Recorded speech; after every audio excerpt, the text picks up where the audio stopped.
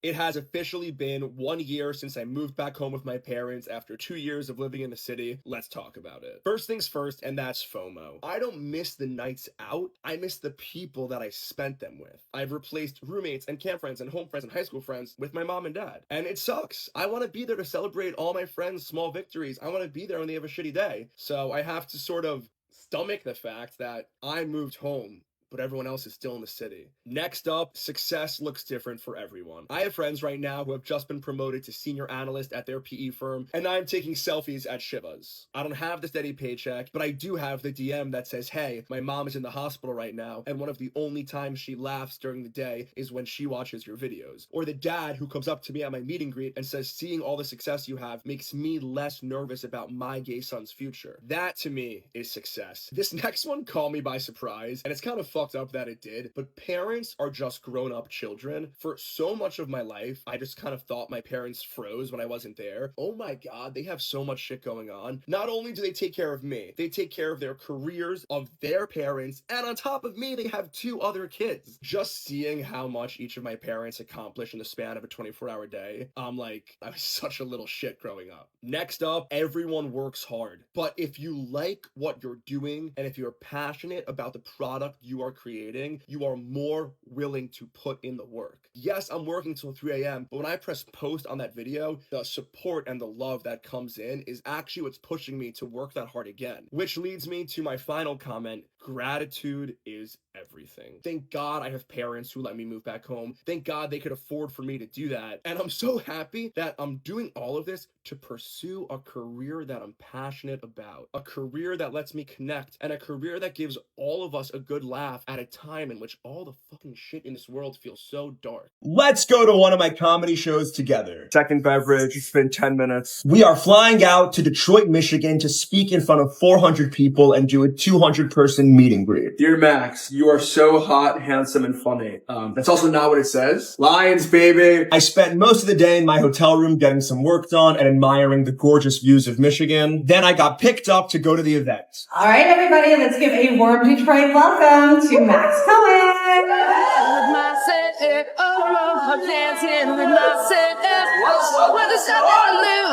I was a double major in English and communication, so basically poetry and Instagram. I'm making people laugh and I'm bringing Jewish joy at a time that is needed. Isn't that enough? Is that your son? Oh, you must be felling. She's like, actually, I hate him. What can we expect next? I don't know what's next, but I know this. I'm gonna be funny, I'm gonna be me, and I'm gonna be a proud Jew. Thank you, Detroit! If you had asked me a year ago today if I would have ever seen myself flying across the country, speaking to people of all ages, from middle schoolers to grandparents, I would have called you crazy. But in getting to meet all of you guys, I have learned so much. As I talk about in a lot of my shows, being in the cool bunk doesn't make you cooler. Getting a bid to the top frat doesn't make you more popular. And wearing Gucci instead of Gap doesn't mean you have good style. What really matters is who you are. I've spent so much of my life following every rule, trying to be the perfect son and coworker and frat star. And what led me to this career was ignoring all of that and following my heart. People will always respect you more for being yourself than pretending to be something you're not. All the things that make you different are the things that make you special. So laugh too hard when you think something's funny. Be an open ear to those who want to talk to you and choose to be kind. Thank you guys so much for this platform, and I cannot wait to keep meeting more and more of you.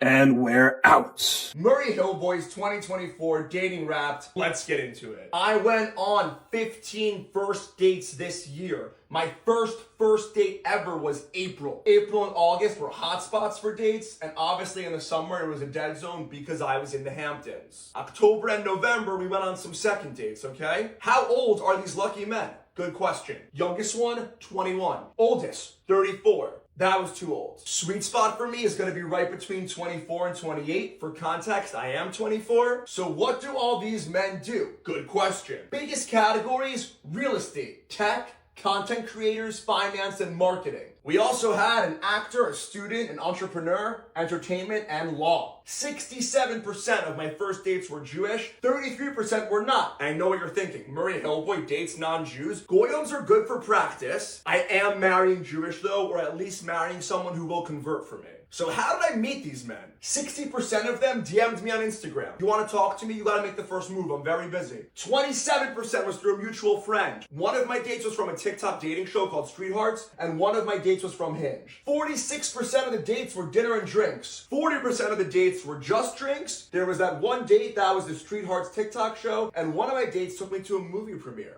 Who pays when it's two guys? 40% of our dates, he paid. 34% of our dates, we split it down the middle. 13% of the dates, I paid. And 2 of my dates, it didn't cost money, so no one paid. Did I go back to their apartment after the first date? 80% of the time, I did.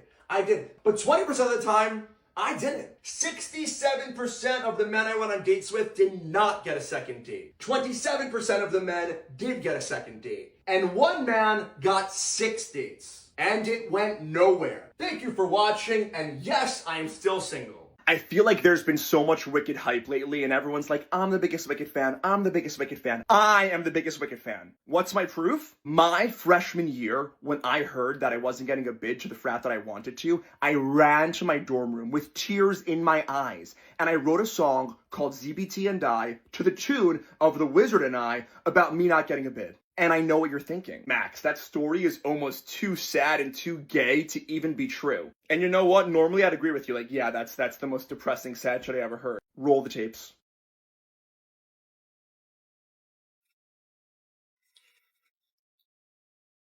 When I meet CBT, once I prove my worth. When I'm in ZBT, what I've waited for since birth. Do you think ZBT is dumb? Or like ape, I so small-minded? No. They'll say to me, Max, we see who you truly are. A guy on whom we can rely. And that's how we'll begin. ZBT and I.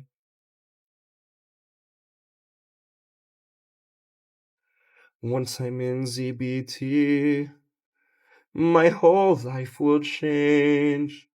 'Cause once I'm in ZBT, no one thinks I'm strange. No father is not proud of you. No brother acts ashamed. And all of Tulane has to love you when by ZBT you're acclaimed. And this gift or this curse I have inside, maybe at last I'll know why when I am in ZBT. And one day he'll say to me, Max, a boy who is so superior should need a boy who's so good inside, have a matching exterior. And since peak here to an absurd degree, seem fixated on your sexuality, would it be alright by you if we TKify? And the thought that's not important to me. Alright, why not? I'll reply. Yeah, next up is Josh Schwartz from Bal Harbor, Florida. Does anyone have a pro for Schwartz? Yeah, Schreiber, what's up? Yeah, so basically Josh Schwartz's mom and my mom are like best friends, and his mom makes the best matzo crack ever, bro. Mom makes matzo crack. Also, our families go to Makoto and St. Bart's together all the time. Makoto is elite. I just feel like he deserves a bid, you know? Thank you, Schreiber. But do you have a pro about Josh Schwartz specifically that's like not about his family? Yeah, of course. The kid pulls mad bitches. Like I've never seen him get rejected by a girl. Schreiber is gay for Schwartz. And he's got mad connections to Pi Phi and Alpha Phi. Knows girls in Alpha Phi. Alright, does anyone have a con for Schwartz? Fellman, what's up? Yeah, so I went to Indian Head with him, and he was just kind of the kid who would like complain about everything. Complain at Indian Head. Like, he just didn't want to do the activities. He always complains about the food. Dude, what? Everyone hates the food at their sleepaway camp. Alright, I'm just saying that at camp, the kid was kind of a pussy. And now he gets mad pussy. Now what, Feldman? Schreiber, Feldman, cut it out. Raise your hand if you think we should bid Josh Schwartz. 1, 2, 3, 4, 5, 6, 7, 8, 9, 10, 11, 12, 13, 14, 15, 16, 17, 18, 19, 20. Alright, that's over 80%. Josh Schwartz gets a bed. Let's go! Shut the fuck up, Schreiber. Gabby? Max? Wow, I haven't seen you since like CIT summer. You look amazing. Yeah, you look exactly the same. You're not still dating Justin Kaplan, are you?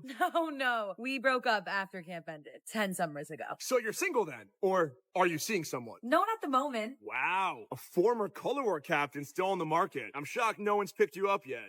Life's funny like that. One day you're worried about who you're gonna hook up with final at a camp. The next you're waiting in line at Trader Joe's on Sunday. You don't still remember the last night of CIT summer, right? How could I forget?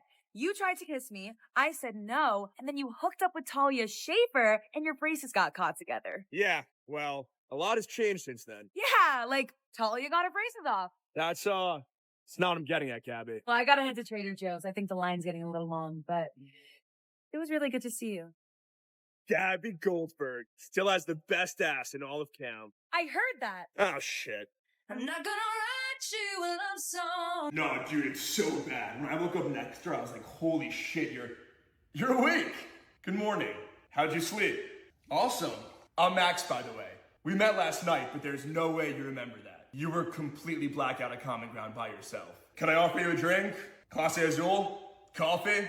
I'm actually gonna head out to the pool if you want to come. I think you could use a good rinsing off. You smell like shit. Come on. I know what you're thinking. Gorgeous house. I know. My mom got into a divorce. My dad got a secretary, so the least he could give her was the house in Sagaponic. You're in West, right? I'm so sorry.